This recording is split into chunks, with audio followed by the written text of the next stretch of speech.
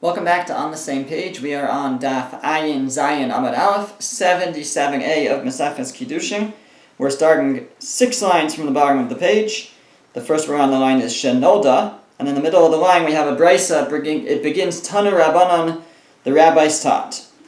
Almana, almana, almana. So a Kohen, Gadol, is not allowed to have relations with a almana, a widow. Let's say he has relations with a widow, a widow, a widow. Eino chayav ala achas. He's only chayav once, he's only liable once. We're talking about a lav here, a regular negative prohibition. It's punishable by malchus, by lashes. So in some case where it's almana, almana, almana, a widow, then a widow, and then a widow, or I shouldn't even give that much detail, we're going to see how the Gemara is going to try to figure out what the case is, but a widow, a widow, a widow, he's only chayav once, he's only transgressed one time, he will only get malchus once. Gerusha, gerusha, gerusha. A divorcee, a divorcee, a divorcee. This will be for a Kohen Gadol or a regular Kohen, who is forbidden to marry, have relations with a divorcee. Eino chayav ala achas. Again, he will only be chayav one time, liable once. But if it's almana ugrusha v'chalala zona, so this is a quote from the pasuk that describes who a Kohen Gadol is not allowed to marry. This pasuk is in the context of a Kohen Gadol, a high priest. It says a widow, a divorcee, a chalala, and a zona. A zona is someone who's being in a forbidden relationship.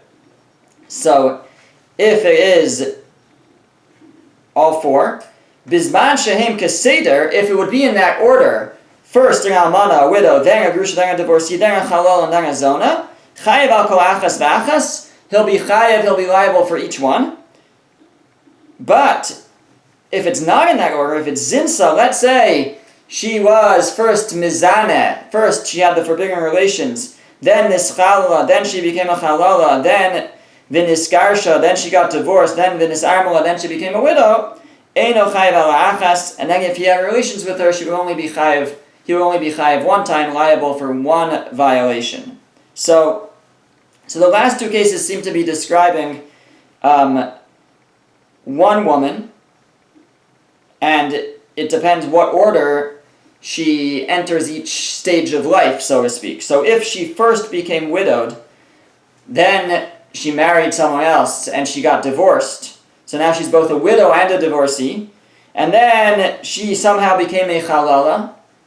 She married a Kohen. She became a chalala. And now she's forbidden to marry any other Kohens for that reason too. And then she became a zona. She was in another forbidden relationship, seemingly something that would be chayav kares. So if she mounted all those prohibitions upon herself, meaning all those are things that prohibit her from a Kohen Gadol for different reasons, so if it happened in that order, the brisa says, then if she has relations with the Kohen Gadol, he violates 4 prohibitions. But if it happened in the opposite order, then he will only be chayav one time. He will only violate 1 prohibition, and we'll have to see in the Gemara further how to understand why that is. So first we'll go back to the first case, the brisa. Amar Mar, the master said, we learned in the brisa, almana, almana, almana. A widow, a widow, a widow, eino chayav ala achas. He's only chayav, the Kohen Gadol, who's not allowed to marry a widow or have relations with a widow, has relations with almana, almana, almana, widow, widow, widow, he's only chayav one time.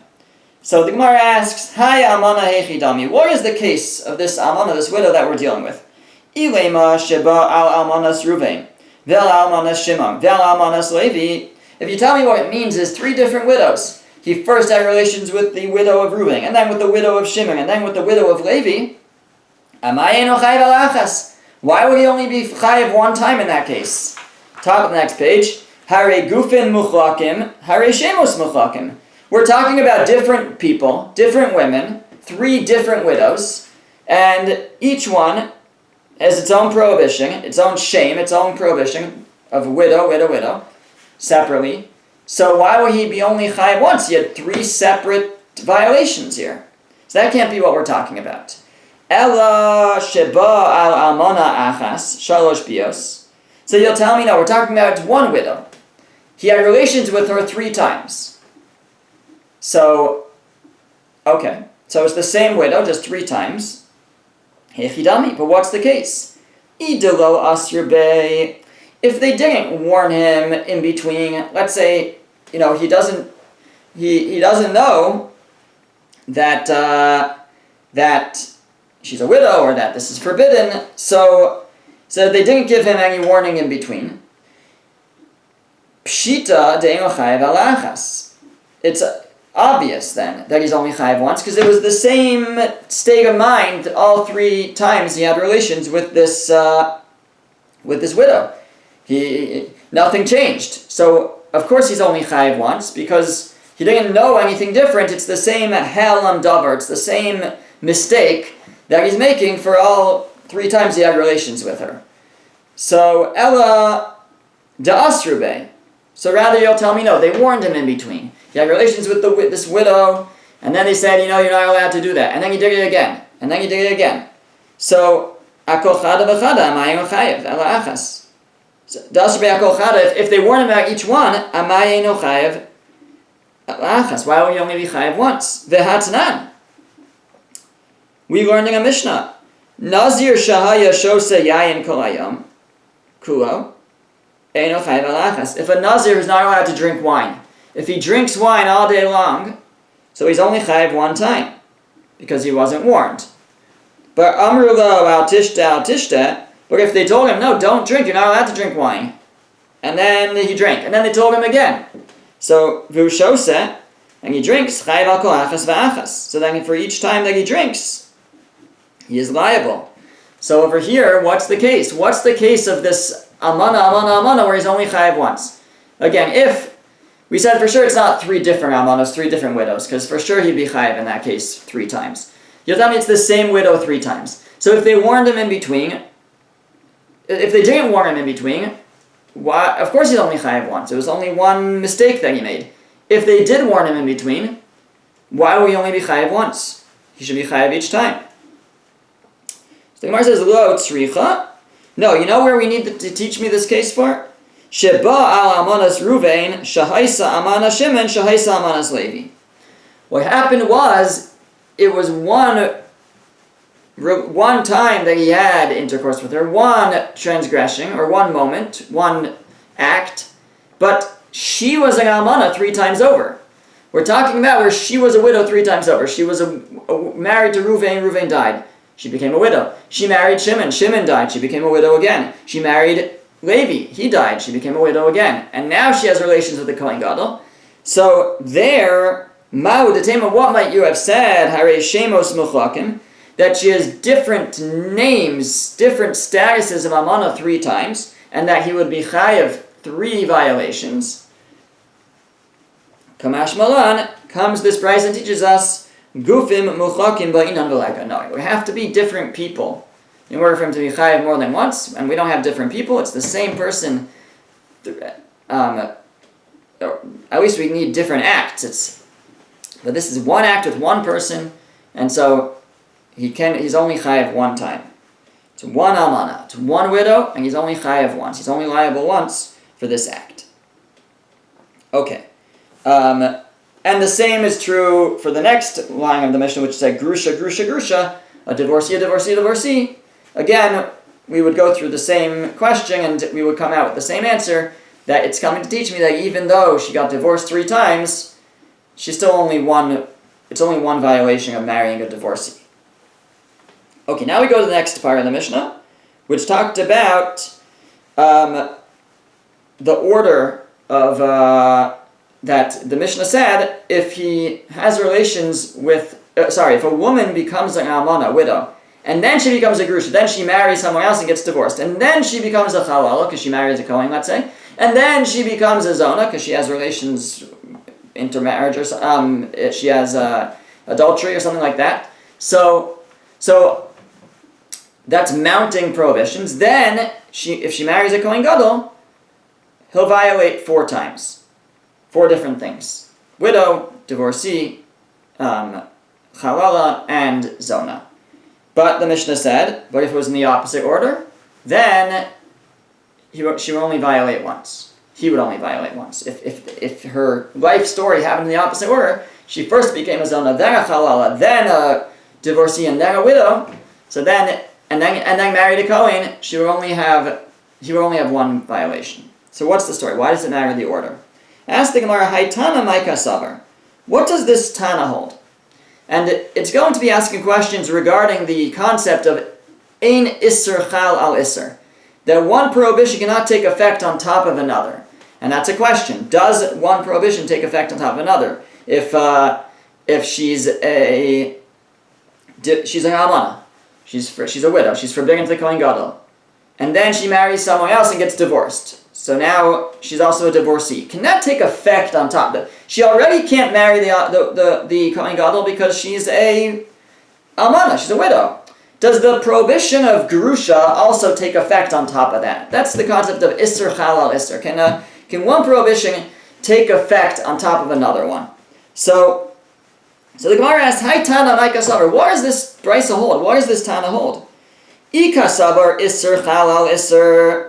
If he holds that one prohibition could take effect on top of another one, so Ipchanami. So then the opposite order should also beget four prohibitions. What difference does it make? What order it happened?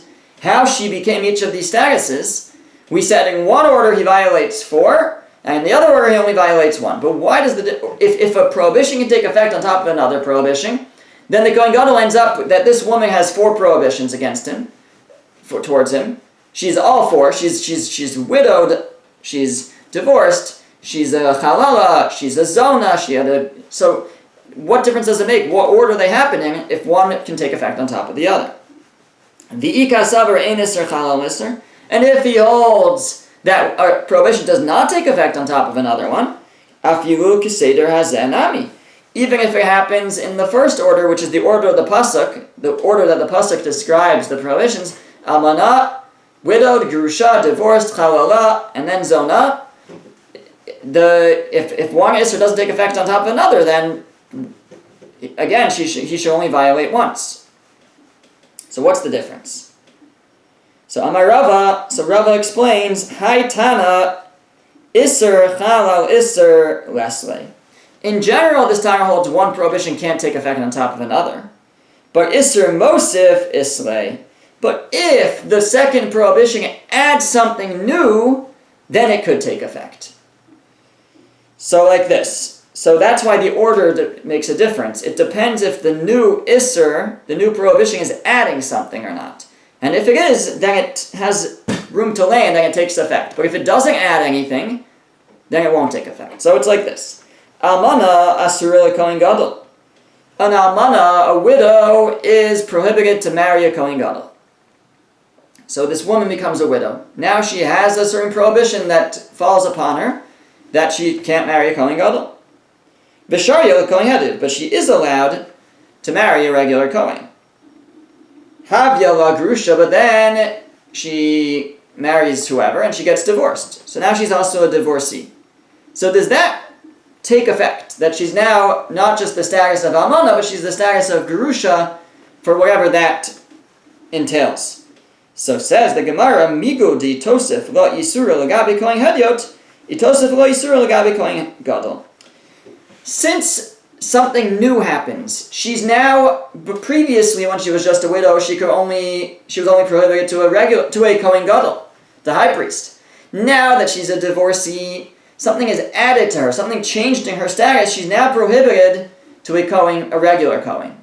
And since something changes in her status, that she's now a Gerusha, she's a divorcee, she can't marry a regular Kohen, so that takes effect also with regards to the Kohen Gadol. And now the Kohen Gadol is forbidden to marry her, not just because she's an almana, a widow, but also because she's a Gerusha. She's a divorcee. But only because that status had an impact on her. It took effect that she was now forbidden to, it added something. Previously she wasn't forbidden to a regular Kohen, now she is, so that takes effect. And once it takes effect like that, it adds a second prohibition with regards to the Kohen Gadol as well. V'adayin sharya l'meichal b'truma. But she's still allowed to eat truma. She's not a halala yet. All she was married to one guy. He died. She's a widow. She married another guy. Permitted, not her Kohen Gadol. She married anyone, and then they got divorced. That's permitted. Nobody did anything wrong yet. but now she's a divorcee. But what if she now goes and marries a Kohen, which is now prohibited? So now she becomes a halala. And something in her status changes. Because up till now, let's say she was from the daughter of a Kohen. So she was the daughter of a Kohen, she was allowed to eat truma. But now, that Havia la halala, now she became a halala by marrying a Kohen when she was a divorcee. She becomes a halala. So now she adds that, and that changes her status because she now can't eat truma. So migudi tosef isur l'mecha b'truma, and since she got this shame, this name halala, because now something changed about her that she can't eat truma.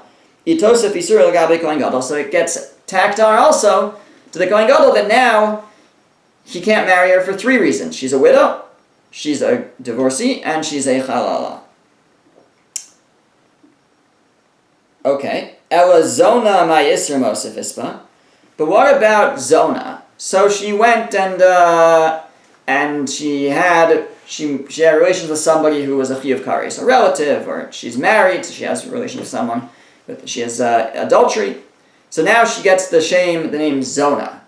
Okay, but what status what does that add to her? She previously couldn't marry a Kohen Gadol. She previously couldn't marry a regular Kohen. She previously couldn't marry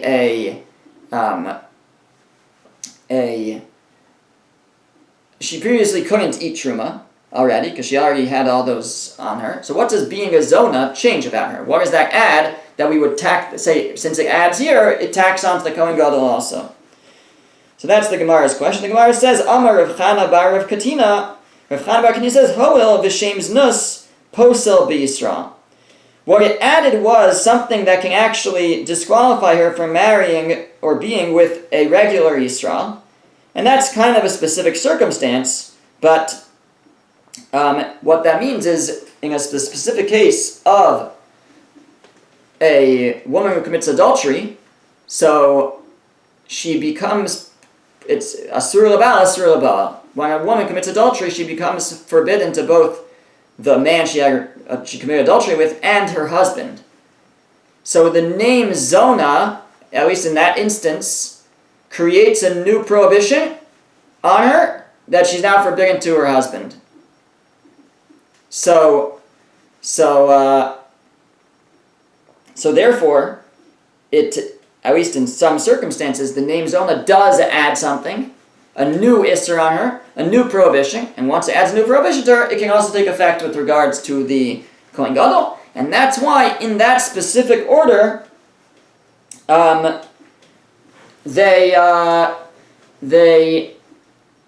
she ends up with that she's 4 prohibitions against the Kohen Gadol. But that's only if you go in that order. But if you go in the other order, if she first became a Zona, she was married to a guy, and or let's say she wasn't married to a guy. She had relations with a relative that makes her a Zona. So a Zona already cannot marry a Kohen, cannot marry a Kohen Gadol. And if she was from a family of Kohanim, she can't eat Truma anymore. So all the things take effect on her already. So now, if she then, becomes a Chalala somehow else, or she gets divorced, or she becomes a widow, nothing changed in her status, in what she's now prohibited or forbidden. She already was forbidden to a Kohen, or forbidden to a Kohen Gadol. So there's no new prohibition being added, and therefore additional prohibitions won't take effect on her. Meaning she won't become, not only are you a Zona, you're also a Gerusha, divorcee, or an Almana, because that doesn't add anything to her status. And therefore, because this Bryce holds Ein Isser Chalal Isser, one prohibition doesn't take effect on top of another prohibition when it doesn't add anything. So then, if a Kohen Gadol would marry her, it would only, even though she ended up being all those things, she was first a Zona, then a Chalala, then a Gerusha, then a divorcee, and then a widow. But it's only one prohibition, the prohibition of Zona. The other ones don't take effect because they didn't add anything to her. They didn't change her status. And this Tana holds, Ein Isser Chalal Isser, one prohibition cannot take effect on top of another prohibition. Okay, the Gemara continues and it says, Tani Tana Kamed Rav Sheshes, certain Tana taught before Rav Sheshes, Kol Shehu B'yikach Harehu Bilo Yikach. So anyone who we can say about them that the Kohen Gadol can marry, the pasuk says, V'hu isha b'v'soleh yikach. The Kohen Gadol should marry a virgin. So anyone who he's allowed to marry, to the exclusion of relatives, non-virgins too, but really relatives is what's most important right now. So harehu bilo yikach. So that's the people who we say that he should not marry them, and if he does, he makes them into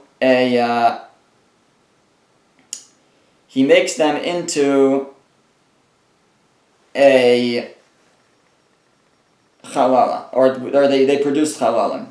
But kol she'eino b'yikach, but anybody who he anyways could not marry, even if she wasn't divorced or widowed or whatever it might be, eino below yikach, that won't fall under the category of below yikach, that he shouldn't marry them, and if he does, they make chalalim. What are we saying? Says the Gemara, Prat l'kohen gadol sheba alachoso almana. This is to exclude if a kohen gadol marries a widow who happens to also be, but she's also his sister. So, because he could never marry his sister in the first place, there was never yikach to her. He never was able to take her for a wife. So there's no lo yikach that when she becomes widowed, he shouldn't marry her, and if he does, it will disqualify the offspring. It will make them chalalim. No, the parsha, the topic of chalalim, isn't relevant here, because only somebody who he could have married in the first place before she married and became widowed, that's who, if he would try to marry her, they would produce chalalim. But they would profane the offspring. But if somebody who he can never marry in the first place, before she married and became widowed, because it's his sister, then that whole idea doesn't apply. There's no, if he does try to marry her, that they profane the offspring as chalalim, because it was never relevant to marry her in the first place. So, Amar Le, so this is what this Tana said to Rav Sheshes. So, Amar Le, Rav Sheshes said, De Amar Lach Mani, who told you this? Where does this come from? So he said, Rabbi Shimon he. This is, with the opinion, this fits in the opinion of Rabbi Shimon. Da'amar, ein isser chalal isser. Because Rabbi Shimon says one isser, one prohibition, can't take effect on top of another prohibition. And that's why, over here, it's his sister. She's prohibited to him. So if she then becomes an almana, she also becomes a widow. Okay, but ein isser chalal isser, one prohibition can't take effect on top of the other one. So she's already forbidden to him as a sister. She can't now also become prohibited as a widow, and therefore it's only a widow that would, and a grusha, but not a sister. A sister doesn't produce chalalim from him. Only a widow, and the prohibition of widow doesn't take effect because she's already prohibited as his sister. D'Tanya, where do we see that Rabbi Shimon holds ein isser chalal isser, that one prohibition can't take effect on top of another one? We learning a brayser, Rabbi Shimon Omer, ha'ochel nevela b'yom ha'kippurim, pater. Fascinating opinion. If a person eats nevela, non-shechted meat, so treif meat, on Yom Kippur, where you're not allowed to eat, and it's a chiyuv kares if you do, Rabbi Shimon says he's pater, he's exempt from kares. Why? Because this meat cannot become kares meat. Why not? Because it's nevela meat. It's already prohibited as non-kosher meat, which is just a regular lav. But once it's prohibited, you can't add another prohibition, says Rabbi Shimon. So it's prohibited to eat anyway, so you can't now say it's also forbidden as a Yom Kippur meat, because it's already forbidden as nevela meat. And that, so we see Rabbi Shimon holds, one issur doesn't take effect on top of another one. One prohibition can't take effect on top of another one. And that's what could be going on over here, that once this woman is forbidden for the Kohen Gadol because it's his sister, so then the additional prohibition of almana, of widow, can't take effect on top of that. Di'i Rabbanan, so because it sounds like it's Reb Shimon, because if it was the Rabbanan, ha'amri iser chalal iser. They say a prohibition could take effect on top of another one. They say, the Rabbanan say, that if you eat nevela on Yom Kippur, you are chayiv kares. That does take effect. So a prohibition could take effect on top of another prohibition. So it sounds like this can't be the Rabbanan. Our case. So the Gemara says, no, afilu tema Rabbanan. Our case could even be the Rabbanan. Our case that says that the prohibition of almana, of a widow, cannot take effect on top of the prohibition of a sister. If she's prohibited as a sister, that's it. She's prohibited as a sister, but not as a widow. The Rabbanan might agree to that. Because Kiyamri Rabbanan Isser Chalal Isser. When do the rabbis argue on Rabbi Shimon and say that a prohibition takes effect on top of another prohibition? Hangi Mili Isser Chamer Al Isser Kal. That's when it's a more stringent prohibition taking effect on a more lenient prohibition. So in the case of Yom Kippur, eating nevela is just a lav.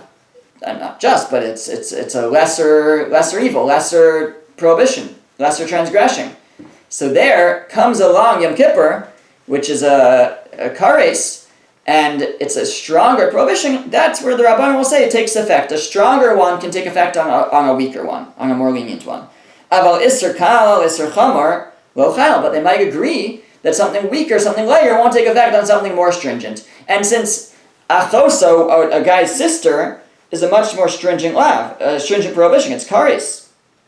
So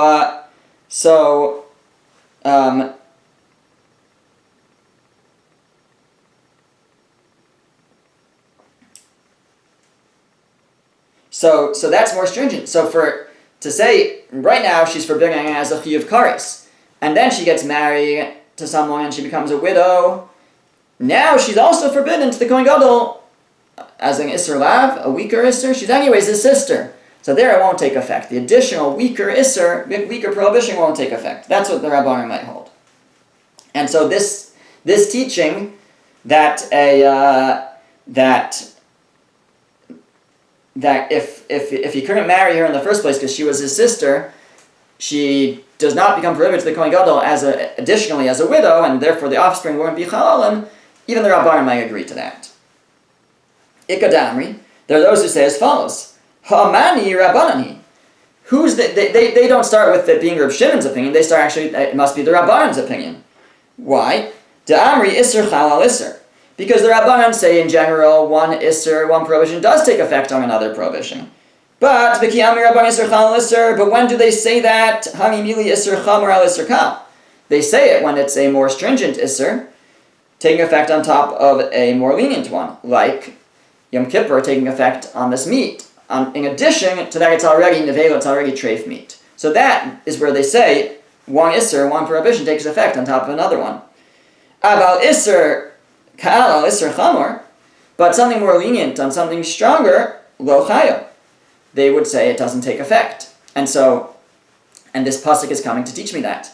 This idea of yikach, that only if somebody who yikach applies to, somebody who he can marry, that's who lo yikach, that's who the prohibition of almana, of a widow, will take effect on. Somebody who he's allowed to marry in the first place, but somebody who he can't marry in the first place because it's his sister, it won't take effect. And why not?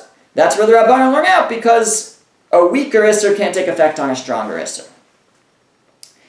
Di Reb Shimon, but if it was Reb Shimon teaching me this, Hashta Isser Chamor Al Isser Kal Lo Chayo, if we know Reb Shimon holds when it comes to Yom Kippur that a strong Isser, like Yom Kippur, Kares, doesn't take effect on a weaker Isser even, like Nevela, and one who eats Nevela on Yom Kippur only transgresses the prohibition of Nevela, so Isser Kal, Isser Chamor Mibai, would we need a pasuk to teach me that a more stringent, that a lighter Isser won't take effect on a more stringent Isser? So, if even according to Rabbi Shimon, a strong prohibition doesn't take effect on a lighter prohibition, then certainly a lighter prohibition won't take effect on top of a stronger prohibition. And I don't need a pasuk of yikach and yikach, this whole thing, to teach me this. So this teaching doesn't seem to be like Reb Shimon. Reb Shimon wouldn't need any special teaching over here to tell me that one prohibition that's lighter won't take effect on a stronger prohibition. So the Gemara says, no, it could even be Rabbi Shimon. Ma'od Tema Isser Kahuna Shani. You might have said Kohanim is different. Kohanim have all sorts of prohibitions on them, and maybe that's different. Maybe there you might have thought that a more lenient one could take effect on a stronger one. Kamash Malan, that's why the pasuk comes and tells me no, it doesn't take effect. That if it's the Kohen Gadol's sister, she becomes a widow, it remains just one prohibition, his sister.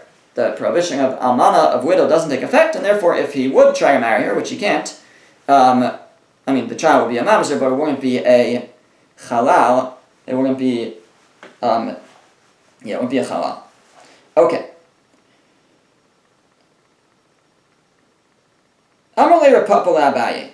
Rapapa said to Abaye, Yisrael haba alachoso. If a Yisrael has relations with his sister, zona mashvila, he makes her into a zona.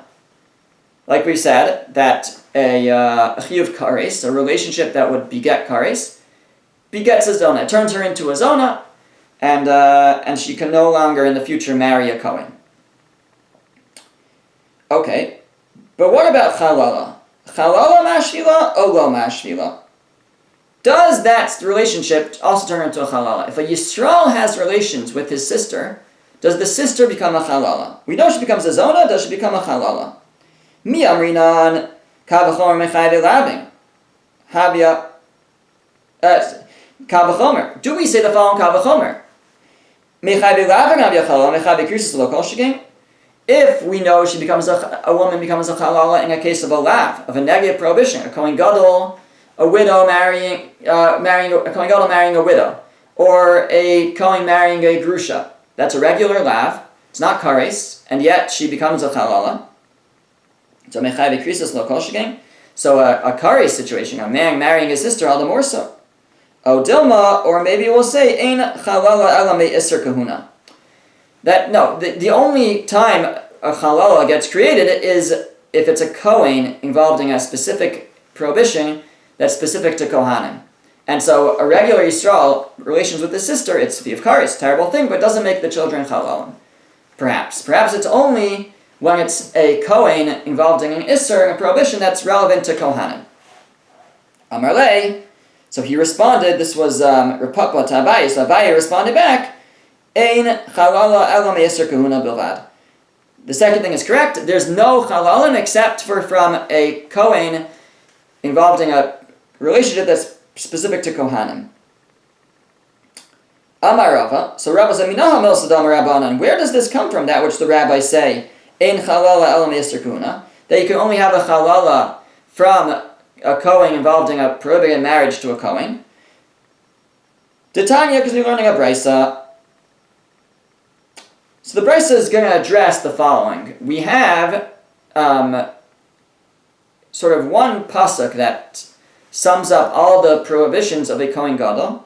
It says, Amana u'grusha v'chalala zonaz ela lo yikachu. He shouldn't marry a widow, a divorcee, a chalala, or a zona. When it comes to a regular Kohen,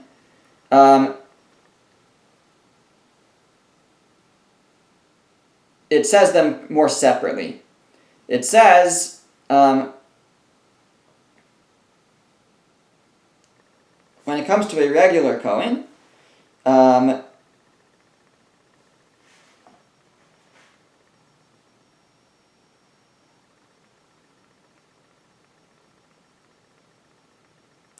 it says like this. It says, Isha zona v'chalala lo yikachu. He shouldn't marry a zona and a chalala. V'isha grusha me'isha lo yikachu. And he shouldn't marry a divorcee. So it separates them. When it comes to Kohen Gadol, it lists all four in a row. There's four by Kohen Gadol because there's a widow. When it comes to a regular Kohen, it separates them slightly because it puts Isha zona v'chalala yikachu. You shouldn't marry zona and chalala. That's one. And then separately it says V'isha grusha me'isha lo yikachu. And you shouldn't marry a divorcee. So says the Gemara, says the Brisa, Lo ye'amer grusha b'Kohen Gadol. It didn't have to even mention that a Kohen Gadol can't marry a divorcee. V'teisi b'kavachomer Kohen Hedyot. I could learn it in a kavachomer from a regular Kohen. Ve'anamin, I would say, Hashla Kohen Hedyot Asura. If a divorcee can't marry a regular Kohen. The Kohen Gadol mibai. Is there any question about marrying a Kohen Gadol? Of course not. First of all, a Kohen Gadol is like more holy, so to speak. But also, a Kohen Gadol is a Kohen and was a Kohen, a regular Kohen. So why do I need a specific pasuk to tell me, Lama Nemra, says the Gemara, why does it need to say separately by a Kohen Gadol that she can't marry a divorcee? It already says it by a regular Kohen. So the Gemara explains, because Keshem shechaluka grusha mizona v'chalal b'kohen hadiot, kach chaluka b'kohen gadol. What it's coming to teach you is that just as when it comes to Kohen Hediot, a regular Kohen, like I said before, it separates Gerusha, it separates a divorcee from the other ones. And what that teaches me is it's its own independent prohibition. And if a woman was all three at the same time, the Kohen would violate each one separate, because that's why it lists Gerusha separate, a divorcee separate, to tell me that it's a separate prohibition. It's not a one and all prohibition, it's separate ones. Separate violations, separate malchus, separate lashes. So since it has that by a regular Kohen,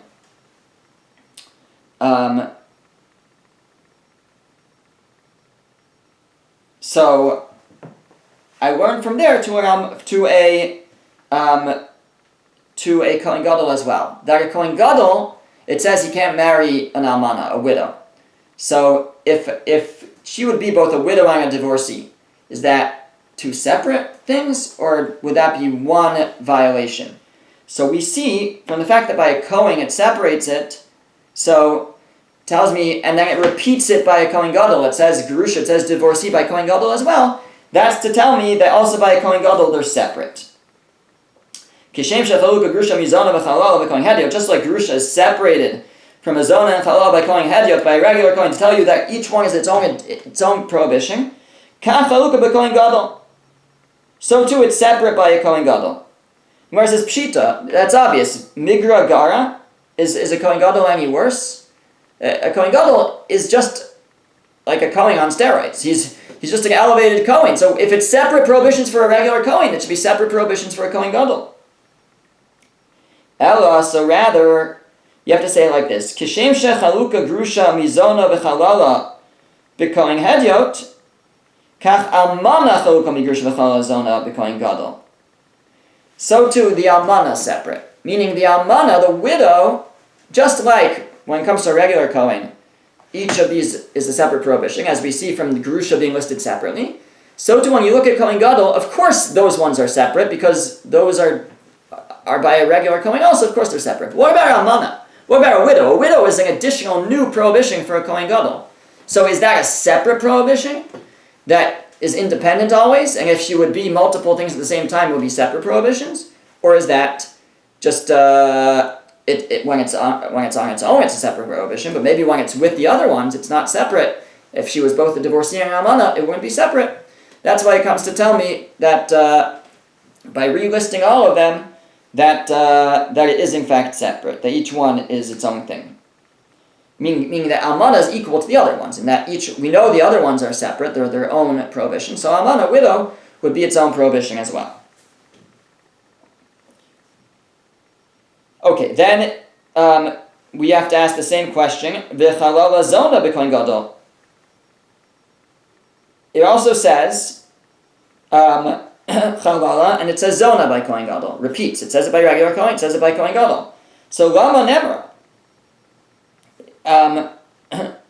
Why does he have to say it? So first we address chalala. Chalala. Lama Nemar. Why does it say Chalala separately, again by Kohen Gadol? If it's true by a regular Kohen can't marry a Chalala, of course a Kohen Gadol can't marry a Chalala.